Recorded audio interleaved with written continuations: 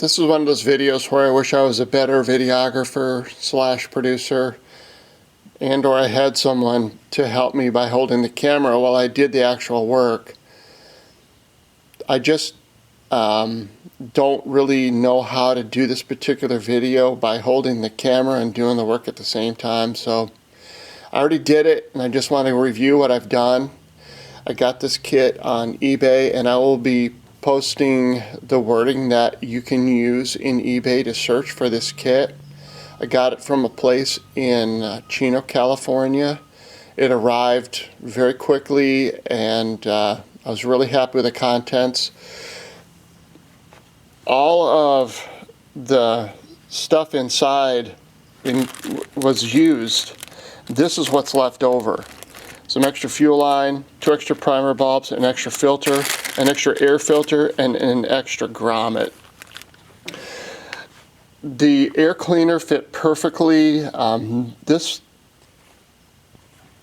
GX35 engine is pretty old. It's on my string trimmer, and I had broken this clasp on the cover for the air filter and just had it in place with a screw, and the string trimmer was working fine, but what happened was this bulb leaked. It was cracked and leaking, and I replaced it with one that just didn't fit very well, and so it wasn't starting all that well. It took some extra effort to get the gas moving. Once it got started, it was working fine. The carburetor that came in the replacement kit was exactly the same as this. Of course, it had the clear bulb on it, but it was a direct replacement carburetor. I did not adjust the new carburetor at all. There's really only this little throttle adjustment right here. So I didn't touch it. I think that this one, I didn't move this. Now, when you get the new one, I noticed that this adjustment screw is out a couple of threads more than this one is here. This is the stock setup right here, and I just didn't touch it. I felt like, well, you know, I'm just going to see how it works, because it's an easy adjustment. If I had to, just boom, screwdriver, and I could just twist it in a couple of threads and it would match. I just left this one for a reference. I'm keeping this one. I just usually keep parts like this, I don't know, for a few years, and I'll just pitch it. I think for the $17 it takes for a new kit, I may just throw this away anyway. But anyhow, that's just the way I am. I just kind of keep hold of stuff for a little while and then throw it away after I get tired of looking at it. This is probably going to get thrown away, the air cleaner housing and the filter.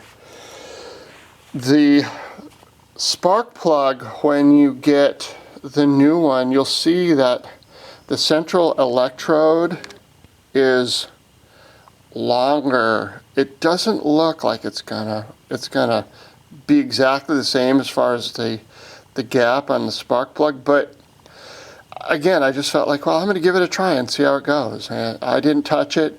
That central electrode in particular is going to look a little different than the stock NGK, the original. This one wasn't in bad shape, so I felt like, well, if it doesn't run right, I'll just stick this one back in. So, but for the new one, I didn't touch it. As soon as it came out of the box, I stuck it in there and put the wire back on it, and it worked fine. So, one other thing that you'll notice is that the filter, this is the stock filter that's been removed. I think this is a better filter, but I just put the new one on and left it there. The way the fuel lines go in and out of here is different. This one's got individual sections of hose, and they're clamped on. I'm probably going to take these little clamps off, but I wanted to leave this here for the purposes of illustration. And you'll notice that the way this grommet looks, this is the grommet that goes into the fuel tank, it's beveled down here, and it looks a little bit different than this one, doesn't it? So you'll see that when you're pushing this in, that this extra little bevel here. It's more beveled, and so it pushes in pretty easy into the tank. This one, I had to nurse the grommet into the tank with a flat-headed screwdriver. It does go in, but you can see that the diameter, it looks bigger. So, trying to get a shot at this here that it works, but when you look at it and you think, oh my gosh, it doesn't fit, but it does fit, and when it goes in there, it's nice and snug, and that's a really good thing. Don't forget, when you're putting this in, this main incoming line lead, this goes back into the tank, so you're going to fish it in. Remember, when you're taking this apart, just take notice of that, and also look inside the tank itself. I had some black debris inside of the tank. It was like plastic or something. There wasn't too much, and I stuck a real long cotton swab down there and just pull it out. You could use something else like that, I suppose. But one other thing I'm going to show you is that this is the return line. All this stuff is pre-cut in the new setup, except that when you get the new feed line, the incoming line, it doesn't have any clamps.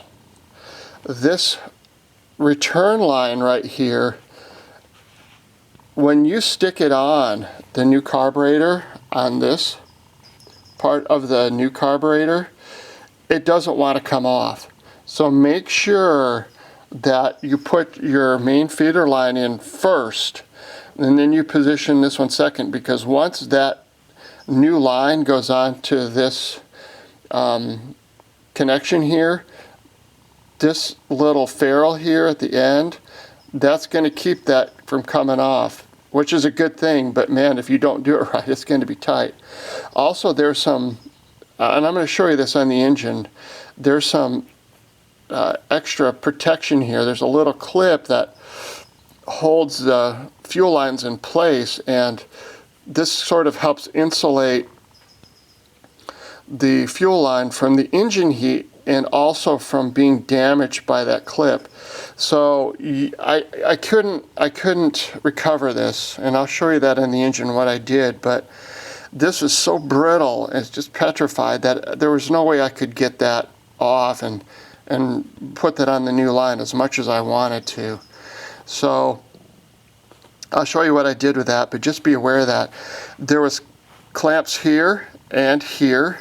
I took this one off, so when I put that incoming line onto this incoming connection here, I did use a clamp on the new line. So I kind of just salvaged that and put it on here. So I thought, well, that's the important one to me, and I don't want any leaks there. And I think that the line goes through or something on the new one, so I just felt like, wow, that looks solid. It didn't look like there was any joint between the tubing and whatever pipe was going through here. So I think they fed the fuel line through this grommet on the new grommet. So just be aware of that. I think that's about it. Didn't do any adjustments at all on the carburetor, just stuck it on there. And again, just take a look at when you put this carb on here, you'll see that if you want to adjust this throttle at all, it's super accessible and super easy. And when we look at the engine, you'll see that getting to this bulb it's not fun. If you have one of these engines, this whole thing, this whole carburetor replacement concept, I guess, with all this other accessories is available for a lot of different engines. So, but I will say that for this Honda, trying to get to this primer bulb when you want to start it isn't a fun thing to do. Well, I forgot to mention that the kit came with the new Carb 2 engine gasket, which was important. I needed to replace that, and so I'm glad it came with a new one, which it does. And it's even better than the stock one to me. But anyway, the new gasket is there. It only comes with one, so everything is pre-stamped out, easy to figure out. You'll see that I insulated and bound the fuel supply and return lines. This clip was stock, and man, you can see that it was a retainer. It goes back down in here, and so you kind of, when you're looking at this engine, you'll see how it goes. And I did the best I could to make these new lines go in here, and this piece of plastic was absolutely just solid, petrified, and there was no pliability to it. So getting the old lines out of this clip was pretty easy, but trying to get the new lines in was not. So what I did, this broke off. I mean, there was just no question that it wasn't going to work, but I gave it the old college try. So what I did was I put the supply line in some shrink tubing, the red shrink tubing, and actually had some of that cloth protective mesh that goes around tubes. And I put that on the supply line, the incoming line as well. Then I wrapped all of this in speed tape, the 100-mile-an-hour duct tape, whatever you want to call it, aluminum tape. And then I secured it with these zip ties.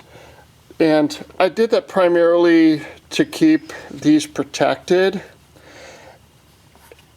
But the issue that you're going to have if you do it this way is that it's harder to get to the primer bulb. It does reduce, you can see me pushing on the primer bulb here. So there is a little bit more snugness to get up into this primer bulb. You got to use a primer bulb. So anyway, the idea of protecting, insulating these lines is a good one, but I will absolutely warn you that it is going to reduce that accessibility into that primer bulb that you need to start the engine. I remember when I was repairing this initially, and I was trying to sort of jerry-rig this broken air filter cover, that these wires for the shut-off and the other controls were just loose. So since the throttle cable was off and these wires were, just sort of hanging out this way, before I put the throttle cable onto the carburetor, I just kind of did some protective wrapping with some electrical tape, and these were just individual conductors out here, and especially down in here, it's kind of like they rub on the air filter cover. I never had any issues with it. The wires, after all this time and use, they were in good condition, but I just felt like, well, I'm in here, why not go ahead and just kind of protect them a little bit. It's an easy thing to do. And that's kind of it. That's the way that grommet fits on there. You can see it's real nice and snug. And so yeah, don't be put off by that. And there's the engine stamp and the model number of all that. GX35. That's kind of the main thing. I can't say enough about this this purchase, because you're getting all this stuff, and it was, even with tax, it was less than $20 to get this all out to my house and put it on. It just took a little bit, but knowing what you're up against is going to be really helpful. I'm going to take a shot of that old gasket really quick too here. So here's the old gasket. You can see that it's seen better days. It's really just kind of glorified paper, really.